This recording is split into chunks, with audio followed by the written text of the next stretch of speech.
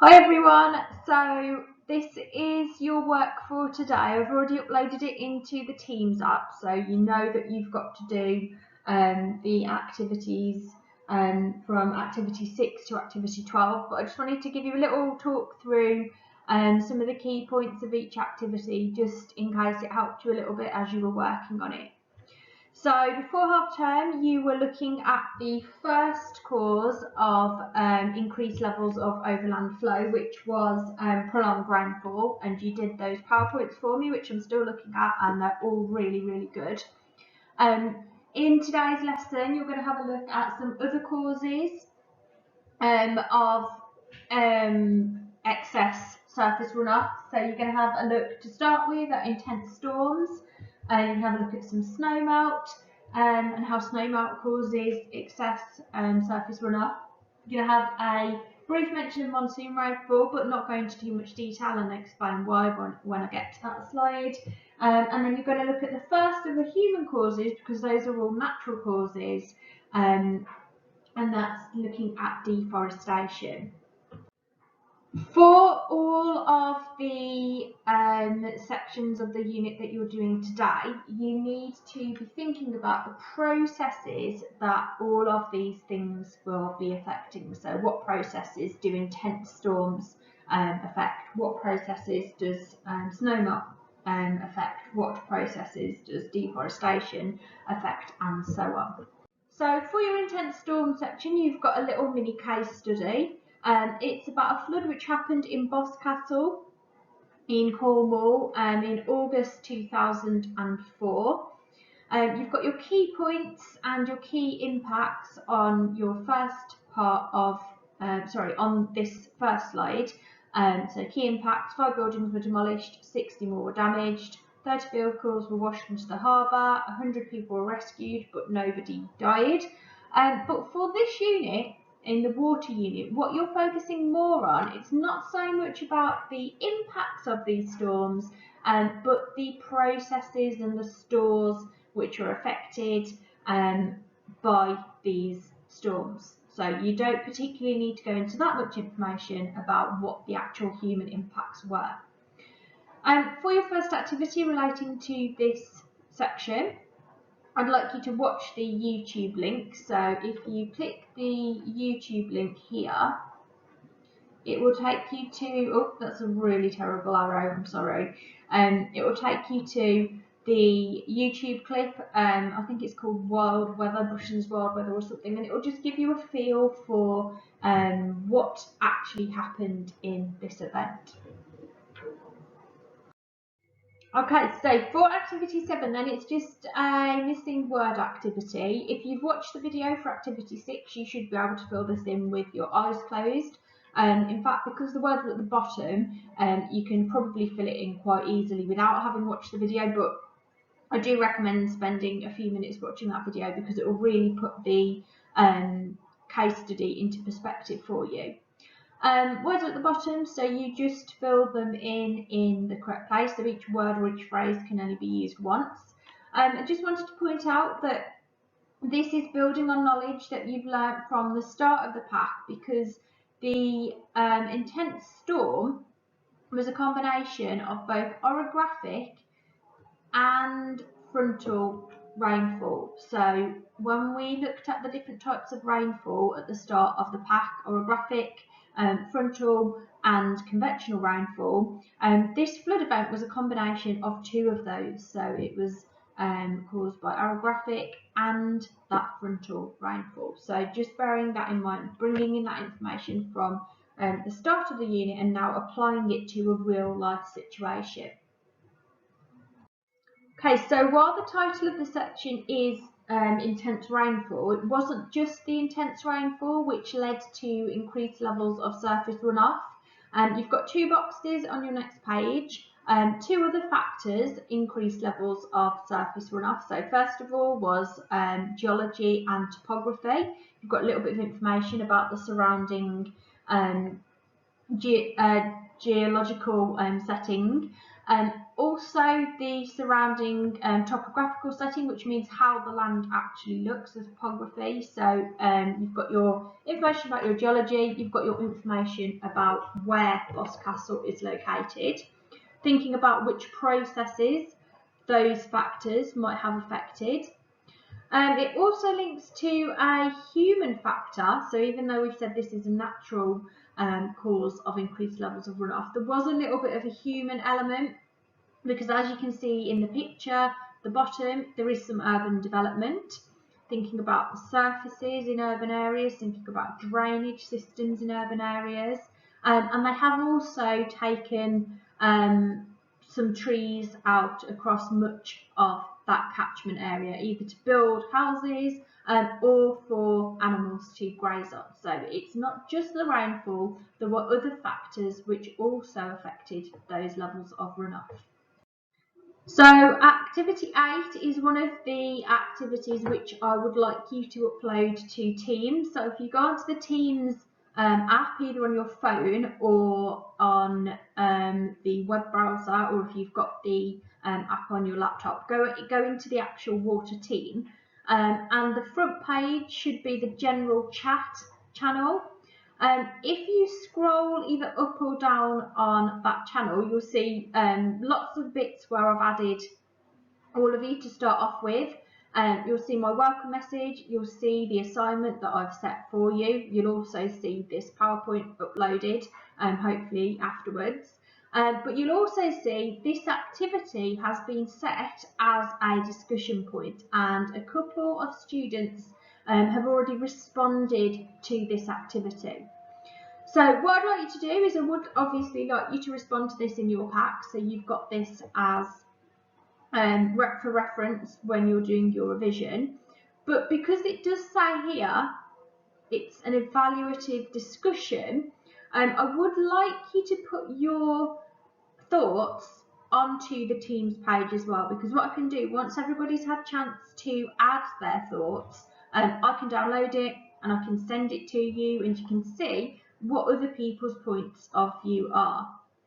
Now, because it's an evaluative discussion, if you're evaluating something, as long as you are backing up the points that you're making, it is okay to have different opinions. So if you're working or chatting with someone, I don't know, on WhatsApp as you're completing this, and they've got a different opinion to you, and they've got a different reason for that opinion, that's fine, as long as you've backed it up and as long as you consider the other points of view and accept that different people have got different points of view or different things will lead to different opinions. That is completely fine. Now, this question has got the command phrase "to what extent." So what it's posing you is it's posing you a statement. It's saying, to what extent was the flooding in Boscastle a factor of intense rainfall? Okay, so intense rainfall, they're saying, how important was that intense rainfall in causing the flooding? Was it just the intense rainfall that led to the flooding?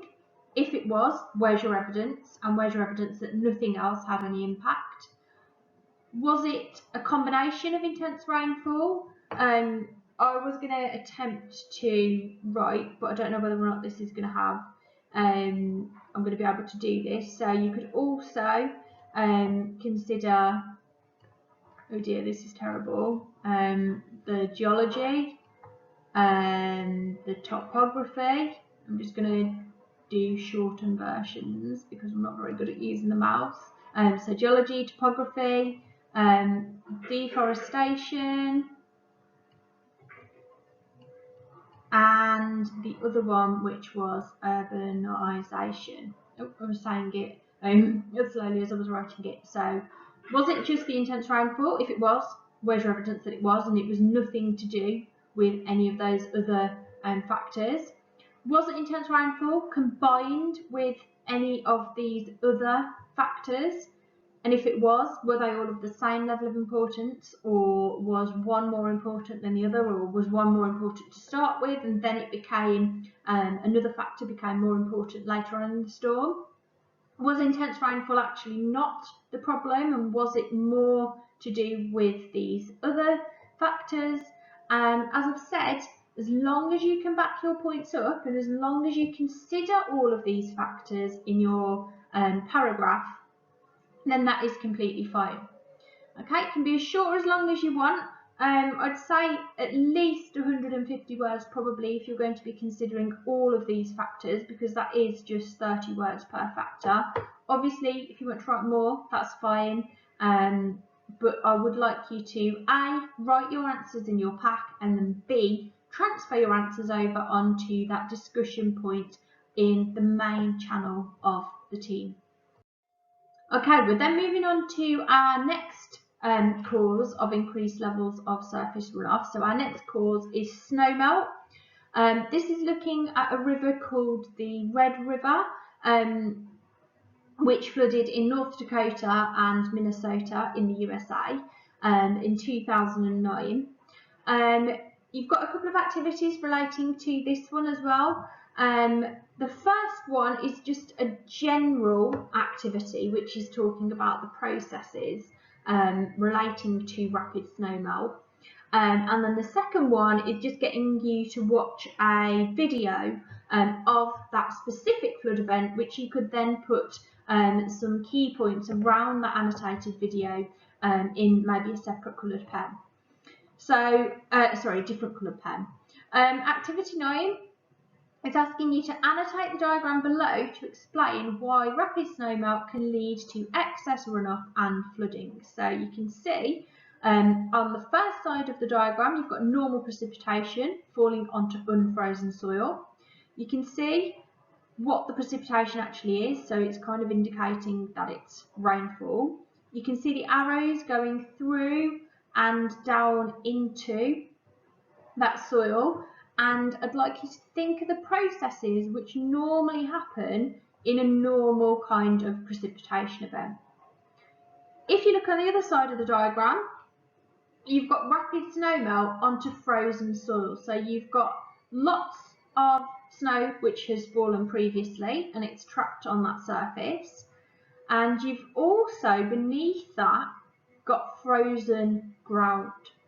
So first of all, thinking about the quantity of water which is going to be involved, how's that going to be different when you've got snowmelt which has been on the surface for maybe days or weeks or even months? How's that going to be different to a normal precipitation event in terms of the volume of water? And then thinking about the fact that the ground is frozen, what processes are going to be hindered or affected, and what processes are therefore going to become more prominent? As I've said, once you've done that, if you then watch the video on the link, you could add some key points around the diagram, maybe the amount of snowfall or the temperatures or anything that you think would then add key information to that diagram. Okay, and the last factor is monsoon rainfall, but as you can see here, we're not going to focus on this in this unit. We're going to look at weather and climate, and we're going to look at different climates around the world when you get into year 13 in September, and we're going to look at monsoon rainfall, the causes and the impacts and the management in that unit, and we'll then link those causes back to this unit when we get to that point in year 13. So you don't have to worry about it now. If you want to go away and look at monsoon rainfall, that's completely fine, but you don't need to worry about it for this moment in time. Okay, so your last activity, your last factor for your lesson today is a human factor. So this factor of deforestation. Deforestation is something that we've talked about in geography, or you've heard about in geography or at school, probably since primary school. So it's actually something that you should all be really, really familiar with. In your pack, we're going to focus on two separate kind of mini case studies or mini sort of examples. Starting off thinking about the UK, and then moving on to a different location for the second activity. So got a little bit of information in the start of your pack to introduce it. So it says that in England, Wales and Scotland, much of the forest which once covered the land has been removed for farming or for housing, or for logging even. And because of this, flood risk in some parts of the UK is undoubtedly higher as a result of these changes. So if you wanted to do a little extension activity, you could go and do some research about deforestation rates, and you could have a look at areas which might be most affected. They have done lots of studies, so again, if you're going to go off to uni to research, to study geography further, you might be actually researching stuff like this. And one study in Mid Wales found that rainwater's infiltration rate into the soil is 67 times higher under trees than under sheep pasture. So deforestation has a direct impact on infiltration as well as numerous other processes. Okay, so have a look at the diagrams below. You've got a diagram which shows you the undisturbed forest compared to the degraded forest slope, which has been replaced by farmland, and it actually tells you which processes are affected in each of those cases. And then you've kind of got a smaller, less detailed version of it underneath that, which is showing you overall which processes are most affected. Okay, so for this activity, I'd like you to use those diagrams to complete that table. So the table has got two columns, forested versus deforested. It's given you some things which are affected by those processes. So the quantity of precipitation reaching the surface, is it higher in a forested area or is it higher in a deforested area?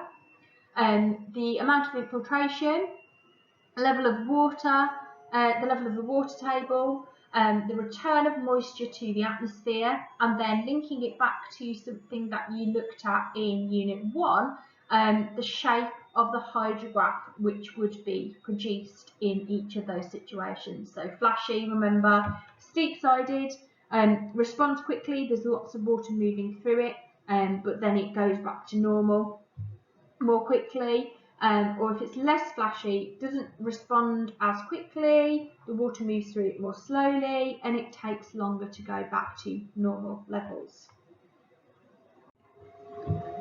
You're not just telling me whether the effect is higher or lower in the forested or deforested area though. I also want to know what the reasons for that are. So the quantity of precipitation reaching the surface in the forested area, for example, is going to be lower than in the deforested area because there's more interception in the forested area, and therefore the water is going to take longer to move through the ground, to the ground through stem flow or through fall. Whereas in a deforested area, you haven't got that level of vegetation. It's just going to fall straight to the ground. It's not going to be intercepted by anything. For this one, I'd like you to upload activity 11 and activity 12 onto the assignment section of Teams. So where I've actually set this work on Teams, if you click turn in assignment, you'll be able to upload either screenshots or pictures of your answers to these two activities, so activity 11 and activity 12. Thank you.